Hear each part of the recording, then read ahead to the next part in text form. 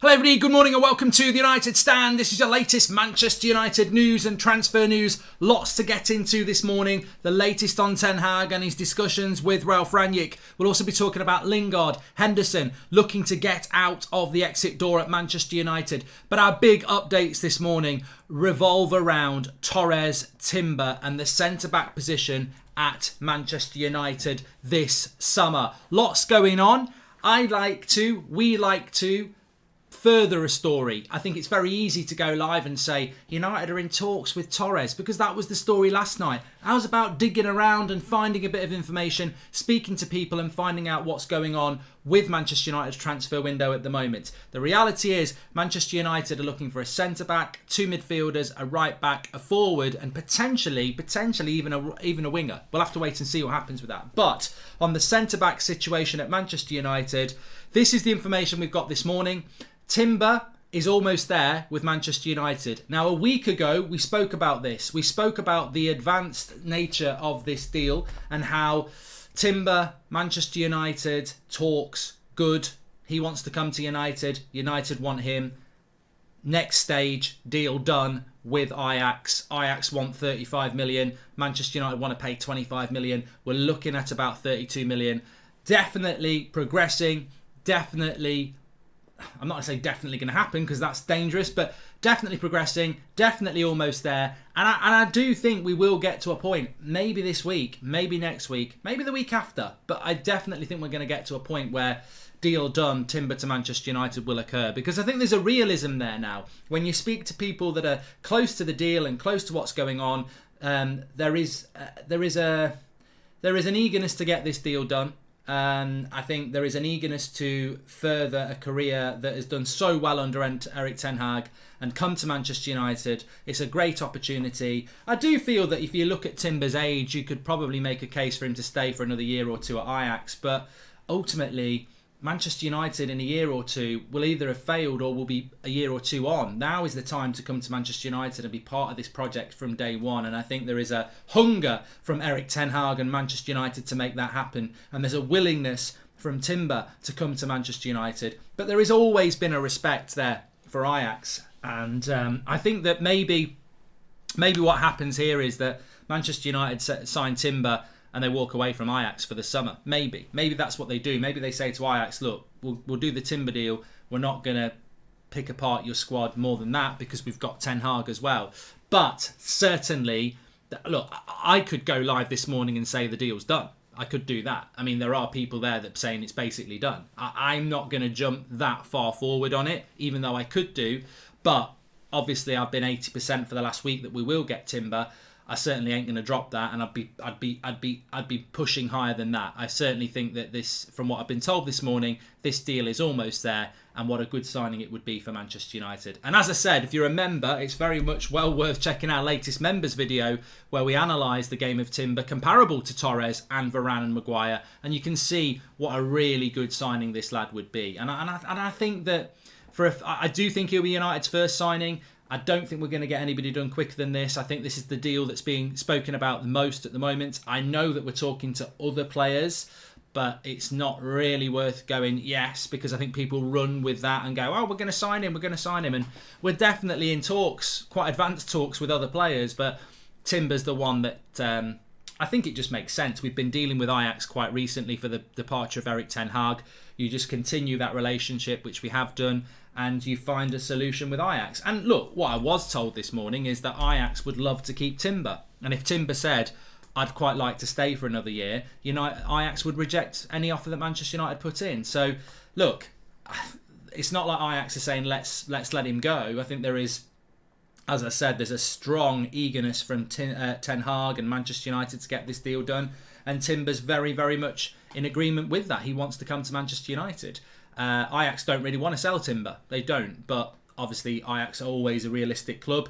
I can't think of many examples where Ajax have said, no, they're not for sale and we're going to force them to stay. It's just not really the Ajax way.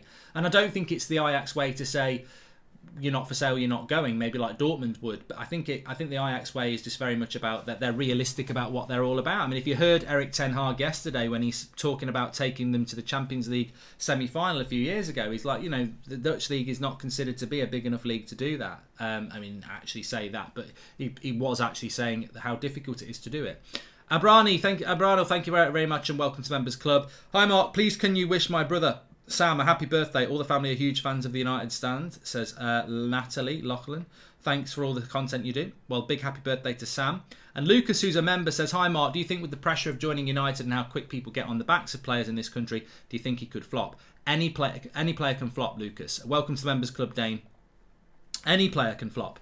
There's no doubt about that. So if you're tuning in a little bit late, we're almost there with Jurrien Timber moved to Manchester United. Definitely yesterday, advanced talks coming from the Dutch side and from the club side. So that was very encouraging yesterday. Today, effectively, I mean, if I'm absolutely honest with you, somebody's told me that deal's basically done. I'm not going to go with deal done. I think that there's a responsibility to not push that hard on it yet, but it wouldn't surprise me if in the very near future we did get that coming out, deal done, Timber. And look, when it does happen, where did you hear it first? Where did you hear about Ronaldo not being out? We've got some good sources for you this summer, and hopefully that can continue. Emily, welcome to the Members Club. And moving that story on for a moment, let me just say, all this Torres talk to Manchester United, crap. Absolute crap.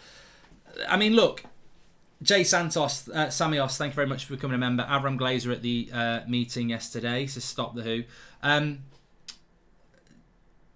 There is nothing in this Torres story to Manchester United.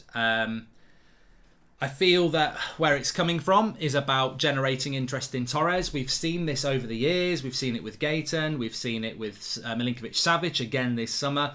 We are, and I keep saying this, we are going to be used. Manchester United don't sign every player that they get linked to. And I think, in the eagerness to get these tweets out, people go, oh, this person's contacted me and said we're in for this player. Oh, I've got to put it out there. That's absolutely fine, and you do generate interest and people get very excited, but we're not buying every player we're linked to, and I think experience in the transfer market will lead you to that you've got to be sceptical of every story.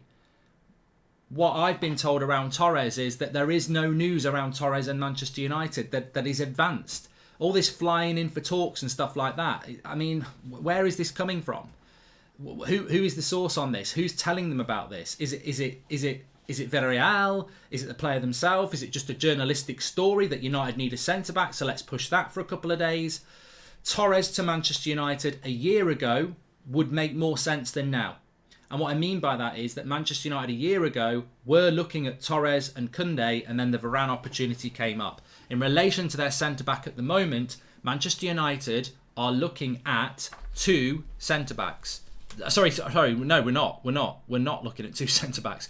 Manchester United are looking at one centre-back, and that one centre-back is Timber. Torres would be a backup option.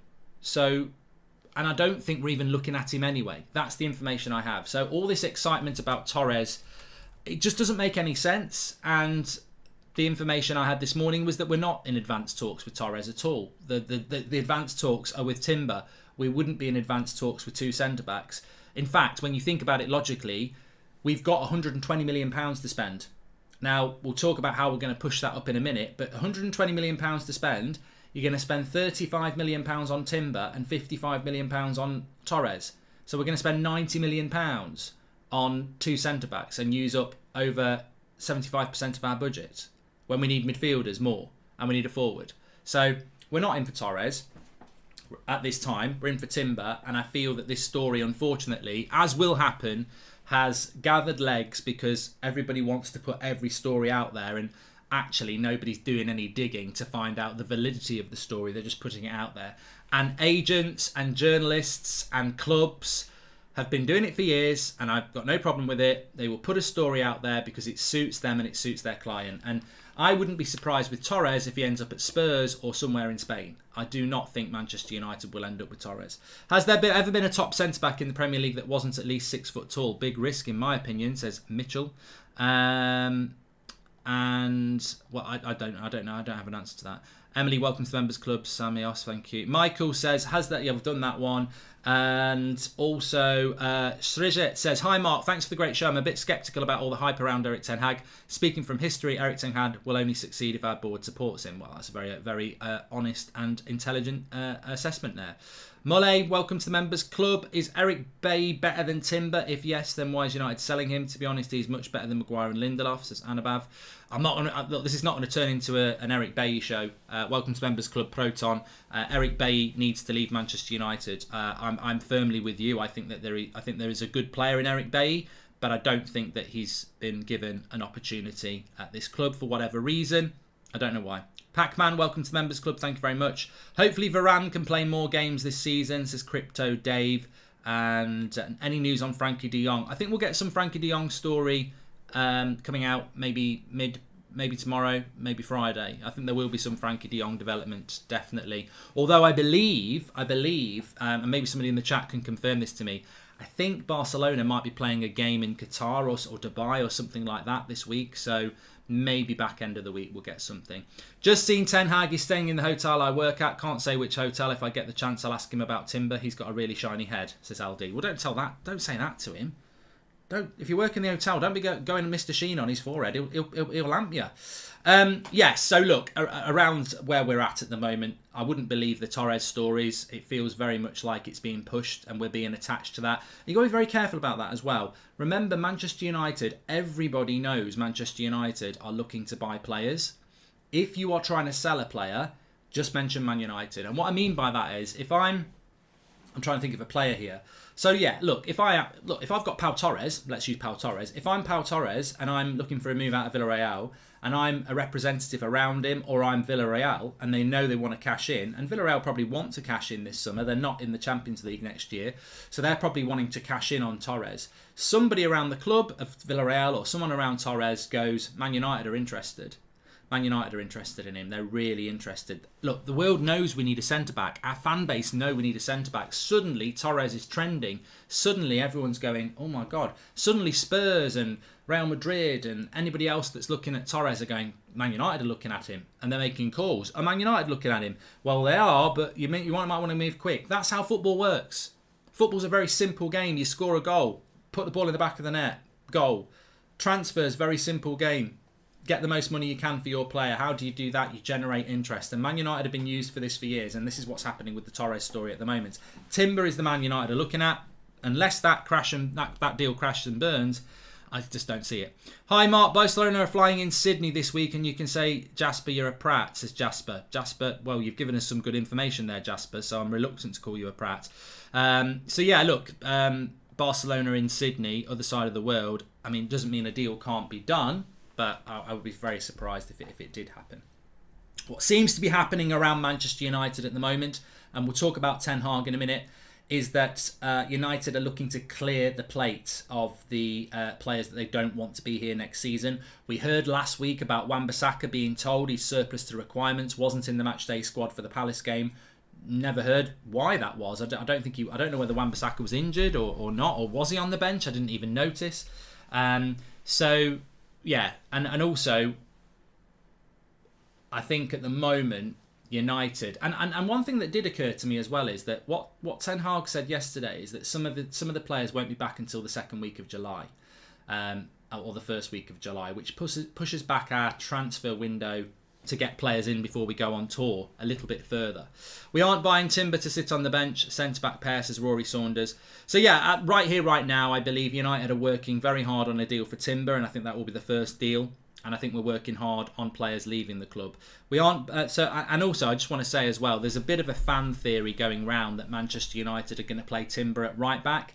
We're not going to sell Eric Bailly and buy Timber to put him at right back. I think it's a fan theory. I think it's a bit like Lindelof as a CDM. I don't think Timber's coming in to play at right back. I think we will buy Timber and I think we will buy a right back. And I believe that right back will be a non-Premier League right back. That's all I know at the moment. I know United weren't looking at a right back a couple of months ago, but I think that that's become a priority position. Hence, we're trying to offload Wan-Bissaka. I don't think Timber's going to be the right back. I think some people are making theories up that we'll buy And I understand it. And look, everyone gets excited in a transfer window. I think some people are going, we're going to buy Timber and put him at right back, and then we're going to buy Torres as the backup centre back. This is not what's happening. This is not United's plan. Do you think a part of the reason why Man United won't be successful is due to our ex-players and pundits ruining their agendas and biased opinion? I'd keep an eye on them, Gaurav. I hope they're going to act more responsibly. I think their bias over the last few years has been obvious. It goes back as far as Van Gaal. You can literally type in Van Gaal and an ex-player's name and you'll find something negative. You can type in Mourinho and an ex-player's name and you'll find something negative. You can type Solskjaer and an ex-player's name and you'll rarely find anything negative.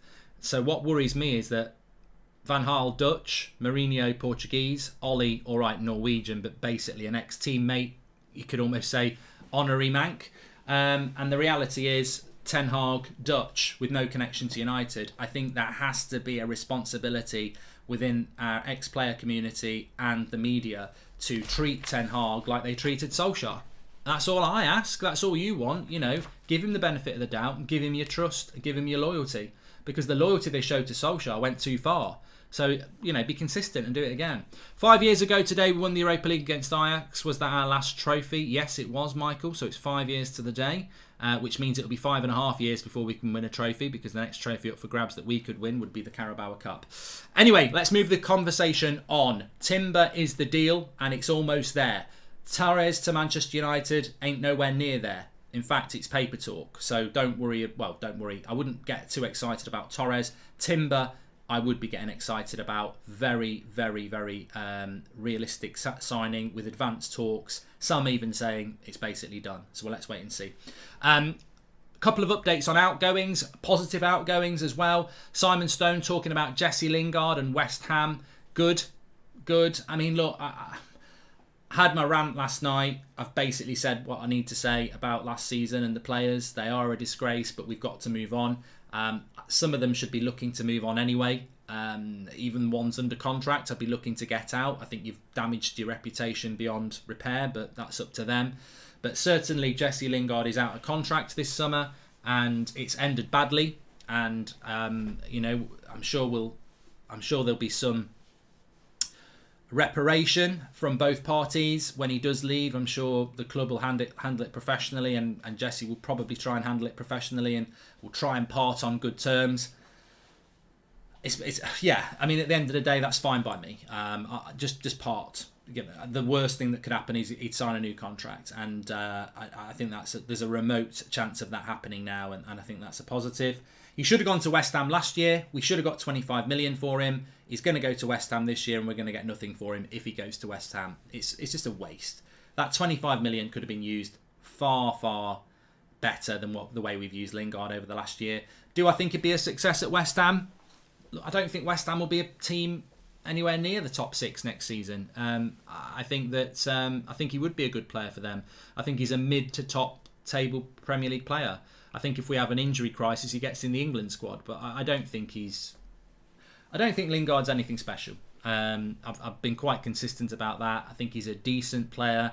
I think he's an okay player to have on your bench for a top 4 team if you haven't got good squad depth. But ultimately, he should be fighting for a place at Everton or West Ham or something like that. Do you honestly think we can win the Premier League in the next 5 seasons? Says Nico. Well, I think we can win the league in the next 5 seasons, because 5 seasons is a long time. 5 seasons ago, Liverpool weren't title contenders, were they? And yet they've been the title contenders for the last 3 out of the last 4. So it can happen, but we've got to start building the foundations first. What happened to Tuanzebe? Is he in our plans as Akshay?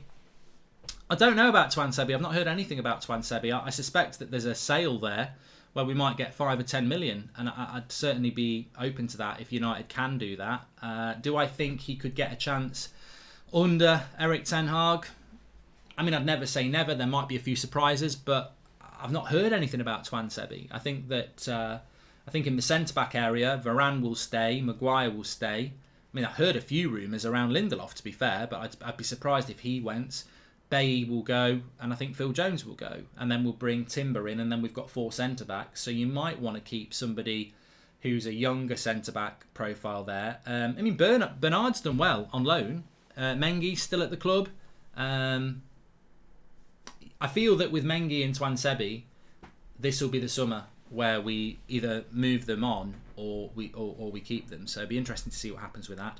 So Lingard to West Ham, and then another story coming out about Dean Henderson, basically saying that Manchester United are looking... Dean Henderson is looking to move away from the club. He'd quite like to go to Newcastle, and he would like it to be a permanent deal. I've said before, I think that this is logical to sell him. I don't know whether anyone's noticed that Fraser Forster is going to be Spurs' backup goalkeeper. They were meant to be getting Sam Johnston, who's out of contract at, I think he's at West Brom at the moment. That, to me, suggests that Sam Johnston could well be heading back to Manchester United as a backup goalkeeper, and then that allows us to move on Dean Henderson. And as I said, I put a video up this morning about the De Gea and why I think Ten Hag will love De Gea over the next 12 months. But I think next summer maybe we will be looking at a goalkeeper to put some real pressure on David De Gea. But Dean Henderson moving out of Manchester United is best for all parties.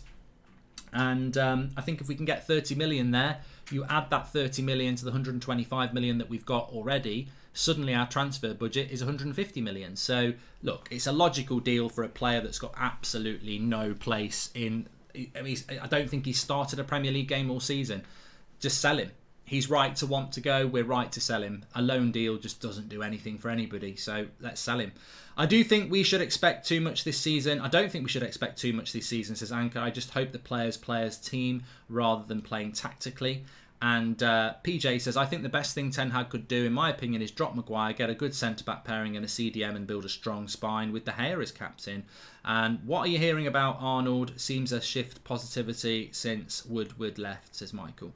I haven't really had any conversations with anybody about the structure. About the structure, about the players, about the board at Manchester United. I haven't really had that sort of conversation yet because it's so focused around the transfer activity and obviously all the leaks and then Erik ten Hag arriving at the club.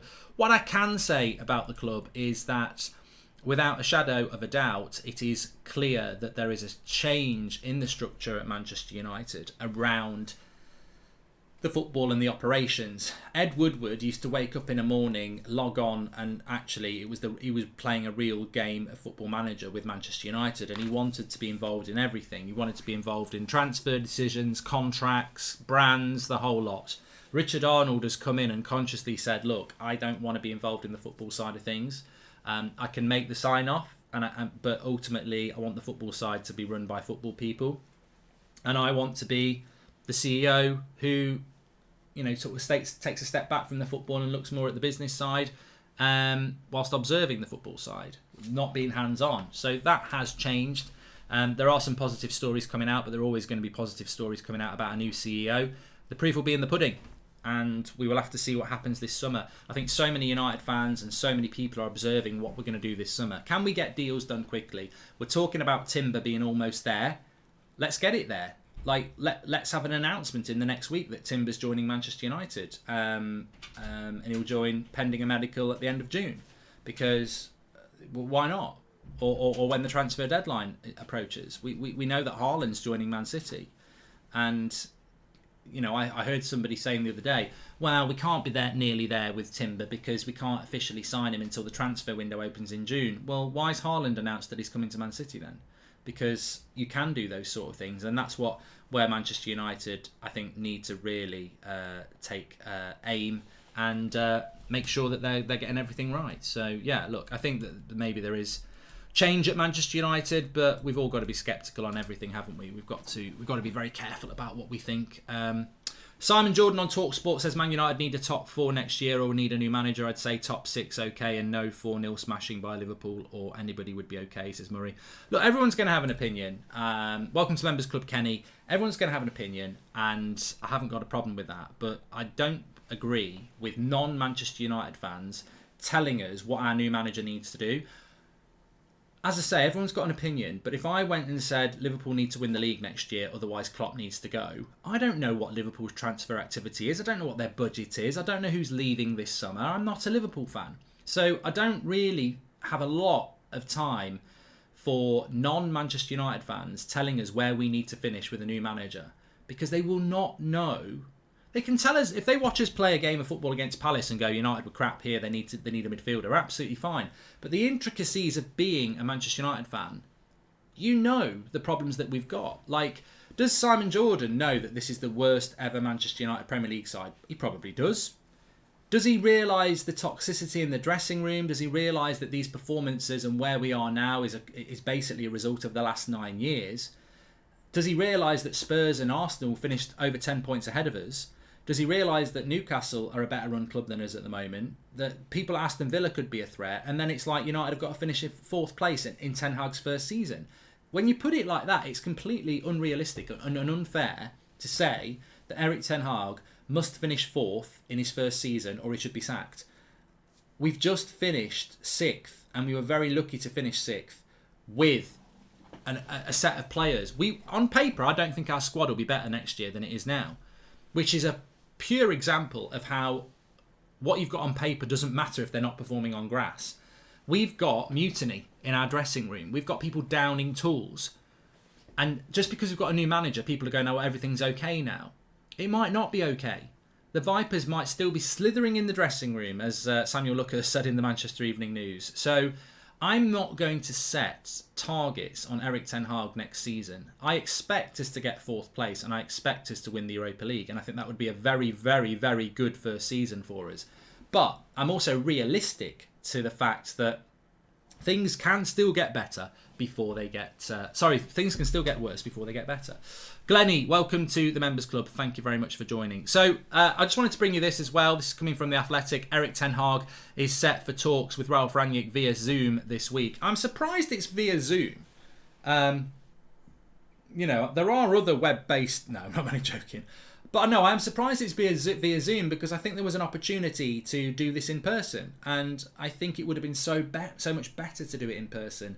I mean, we've all lived through the COVID pandemic and... lockdowns, and we've all had conversations with people on Zoom, etc. But there's no doubt that when you do it face to face, it's a lot easier when it's something very serious. And I would hope that there is an opportunity for Rangnick and Ten Hag to meet face to face, because I certainly think that, well, we know Erik Ten Hag's in Manchester, and I don't think Ralf Rangnick would be that bothered about being in Manchester to have a chat with him, unless, of course, we know that Gareth Southgate is naming his England squad today. Maybe as Austrian manager he's got to jet off and go straight into that. I've always been a bit sceptical about Rangnick's future. I still would not surprise me. I've got to be very careful about what I say here because I don't want to disclose anything, but it still wouldn't surprise me if there's an announcement at some point in the next week or so that Ralf Rangnick's parting ways with Manchester United. I don't want that to happen. I think it's I think it's really important that Ralf Rangnick stays this summer because he's got such knowledge of the issues of the club and he's got really good contacts in the transfer market. But we don't know what Erik Ten Hag wants. Erik Ten Hag might be obsessive and confident that he can do it all on his own. I just think Ralf Rangnick, especially this summer, I just don't see why you wouldn't use Ralf Rangnick. I mean, you can always say, I'm in charge. I'm not going to listen to that advice. But it's a man who spent 6 months with the worst dressing room we've ever had, so he will know who the problems are.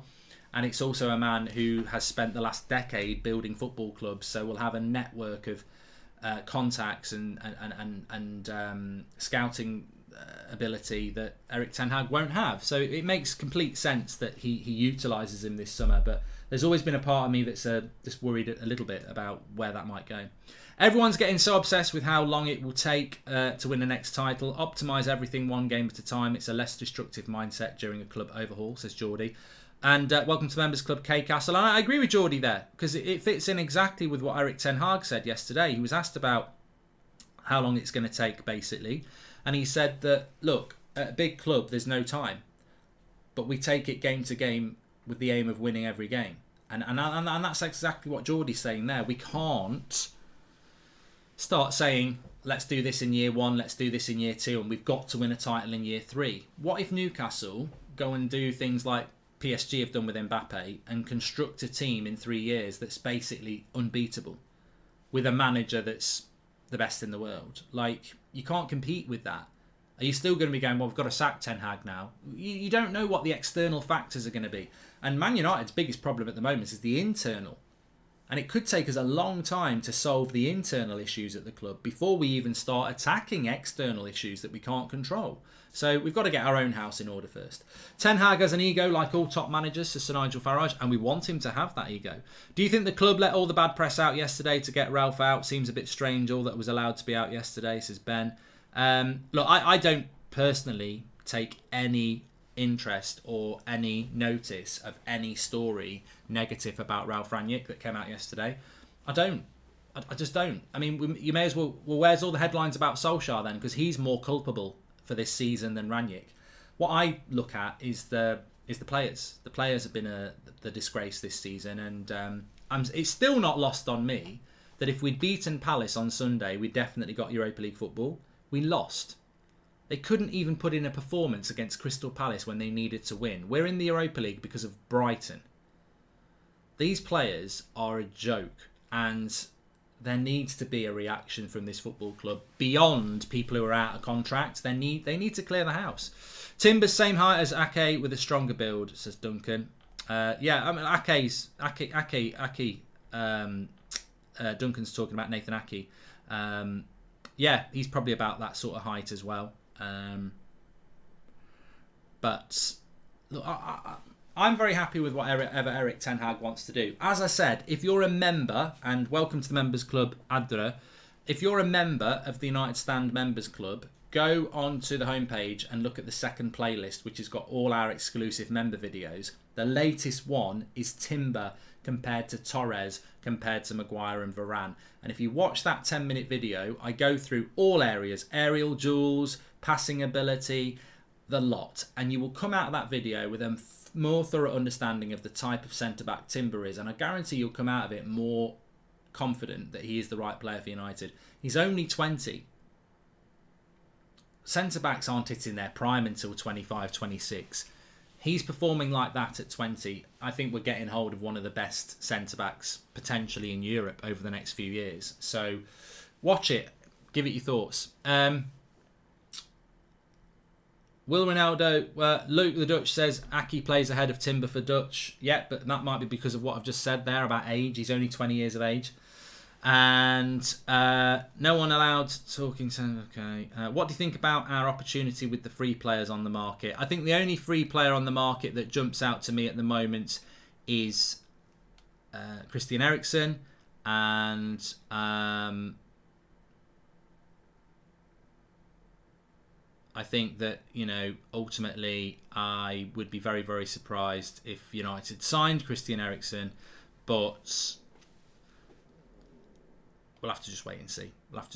I don't see Man United. In fact, you know what? If I'm being absolutely honest, and this is going to be left field, and I've not been told anything, and I'll always tell you if I've been told something, but this is just pure opinion, and sometimes it is pure opinion. If I was going to pick a free transfer that I think I could see United going for, it's Ousmane Dembele.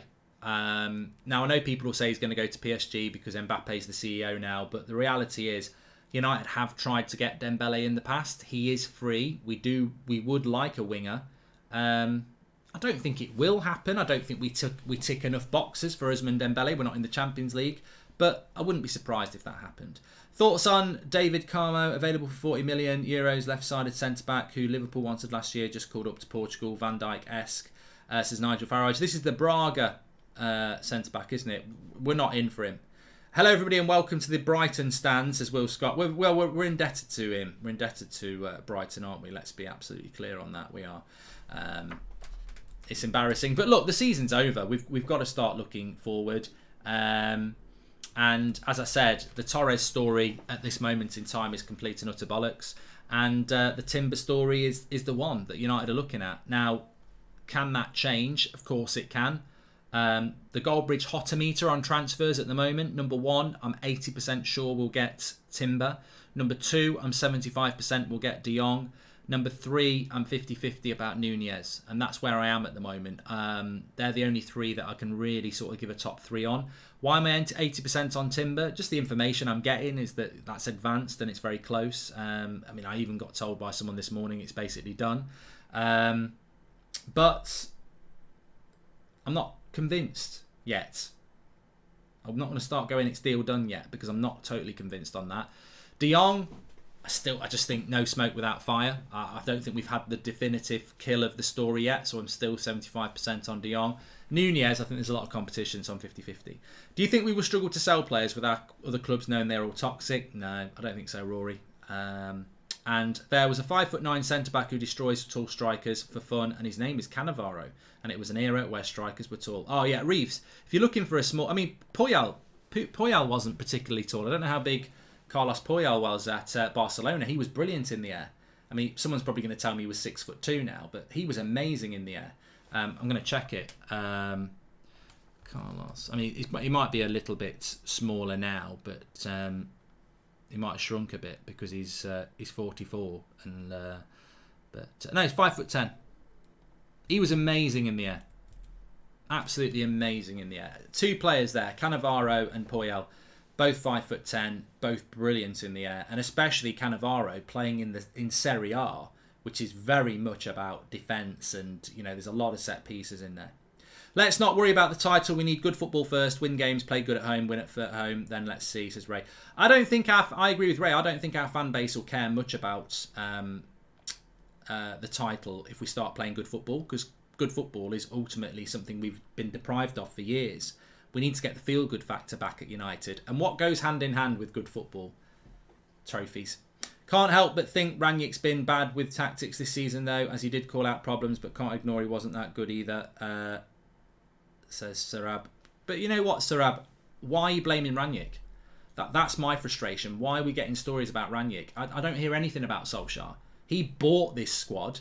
Rangnick wasn't given any players. Solskjaer antagonised this squad by keeping players here on false promises and saying most of the toxic players were told they were going to get first team opportunities, and by Christmas they hadn't had them and they were already pissed off. So look, there is no manager that was coming into Manchester United as an interim and doing anything better than Rangnick. It was beyond repair. There's nobody. The only opportunity to rescue this season was to sack Solskjaer after Liverpool and appoint Conte full-time. And we didn't do it. And as soon as we didn't do that, we weren't going to get a permanent manager because there was nobody we could get. We had to go interim, and Rangnick was probably the only interim that was available. We basically ended up writing the season off because we didn't sack Solskjaer and get Conte. The damage had already been done, and I guarantee you the state of that dressing room, it was never going to get turned around. Never going to get turned around.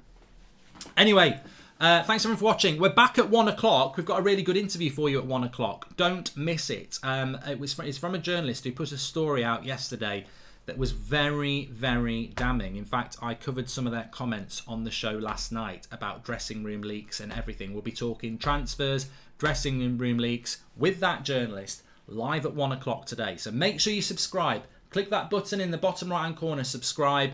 Tick the button, tick the bell to get all your notifications. It's going to be a massive summer, and we will bring you all the news as it happens. And we're going to dive deeper as well. It would have been so easy to go with a video this morning, Torres talks.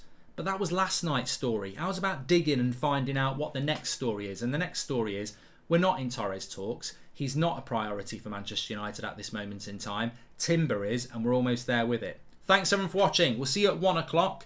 And we've got the 8 o'clock show as well. Take care. And also, check out the video I did this morning. It's on the homepage. I didn't drop it in the video description, unfortunately. But welcome to all the members. Thank you very much for joining. Check out that Timber video if you're a member. And there's a video for everyone to watch from this morning about David De Gea and why Erik ten Hag is going to love David De Gea in Season 1. Check it out on the homepage. Welcome to the Members Club. Erik ten Hag wants a striker. Surely Dybala. No, he's not. Robin and Rory, welcome to the Members Club. We're not in for Dybala. We're not in for Dybala. Thanks for watching. Take care. We'll speak to you at 1. It's going to be a good one. Good one. 1.